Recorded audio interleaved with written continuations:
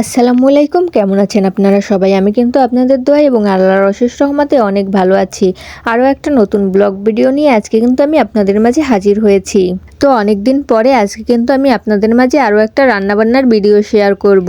আর আমার অনেক দিন পরে রান্নাবান্নার ভিডিও শেয়ার করার কারণ হলো আমি কিন্তু রান্নাবান্না করি 6 মাসে বছরে একদিন। তো আপনাদের মাঝে রেগুলার শেয়ার করার তো কোনো অপশনই নেই। এখন কেউ আবার ভাববেন না আমি আপনাদের রান্নাবান্না শিখাচ্ছি। ভাই, আমি নিজেই কিন্তু রান্নাবান্না অত বেশি পারি না, আপনাদের কি শিখাবো। আসলে সত্যি কথা বলতে আমি হয়েছি প্রচুর পরিমাণ আলসে মানুষ। ঠেকায় পড়ে যতটুকু শিখতে হয় আমি ততটুকুই শিখে রেখেছি, যাতে কখনো প্রয়োজন হলে যেন রান্নাবান্না করে নিজেরটা নিজে খেতে পারি এরকম। শুধু রান্না না, একটা মেয়ের জন্য যেই কাজগুলো দরকার হয় আমি কিন্তু সব কাজগুলোই মোটামুটি শিখে রেখেছি, যদিও করি না কোনোটাই আলসেমির কারণেই। তো আজকে কিন্তু রান্না করছিলাম আমি এবং আমার আন্টির জন্য। তো ফ্রিজে দেখি যে একটু মুরগির হাত পা আছে, তো ভাবলাম আমি আর আন্টি যেহেতু খাবো তো এই হাত পাটাকেই রান্না করে ফেলি। যেহেতু আমি আর আন্টি দুজনেই কিন্তু মুরগির গোশের থেকে এগুলো অনেক বেশি পছন্দ করি। তো আমি এটাকে কষাতে দিয়ে আবার ফ্রিজ খুলে দেখছিলাম যে আর কি রান্না করা যায়। তো ফ্রিজ খুলে আমি এই পাতাটাকে খুঁজে পেলাম। এটাকে কিন্তু আমরা কেউ কেউ মামা কলা পাতা, আবার কেউ কেউ কিন্তু তেলাকচু পাতা নামে চিনি। তো আপনারা কে কি নামে চিনেন অবশ্যই জানিয়ে যাবেন। এই পাতাটা কিন্তু ডায়াবেটিস রোগীদের জন্য অনেক বেশি উপকারী, এই জন্য কিন্তু আন্টি এনে রেখেছিল। আমি কিন্তু এই শাকটা এর আগে কখনোই খাইনি।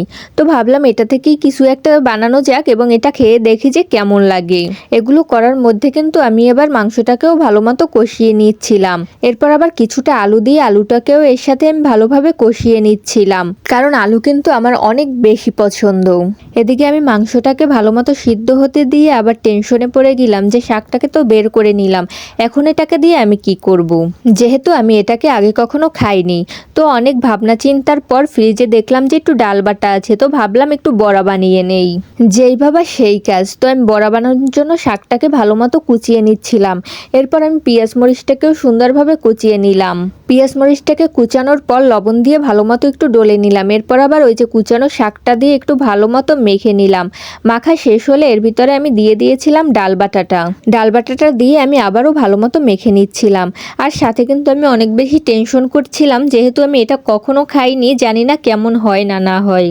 আবার নিজে নিজেই ভাবছিলাম যা হবে দেখা যাবে, ভালো হলে আলহামদুলিল্লাহ বলে খেয়ে নেব, আর যদি ভালো না হয় তাহলে আস্তে করে জানলা থেকে ছুঁড়ে ফেলে দেব।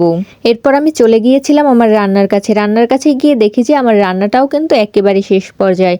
তো আমি এর ভিতরে আবার শেষে একটু কাঁচামরিচ দিয়ে নিচ্ছিলাম। যে কোনো তরকারির ভিতরেই আমি কিন্তু এরকম আস্ত কাঁচামরিচটা দেই।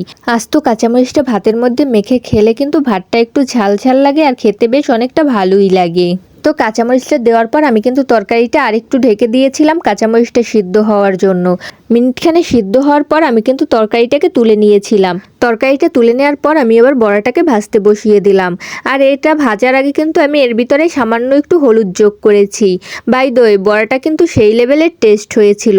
তো আজকের মতো আপনারা সবাই ভালো থাকুন, সুস্থ থাকুন, আর আমার জন্য অবশ্যই অনেক বেশি দোয়া করবেন। ভিডিওটা ভালো লাগলে অবশ্যই লাইক, কমেন্ট এবং শেয়ার করে দিবেন। দেখা হবে পরের ভিডিওতে। আজকের মতো টাটা।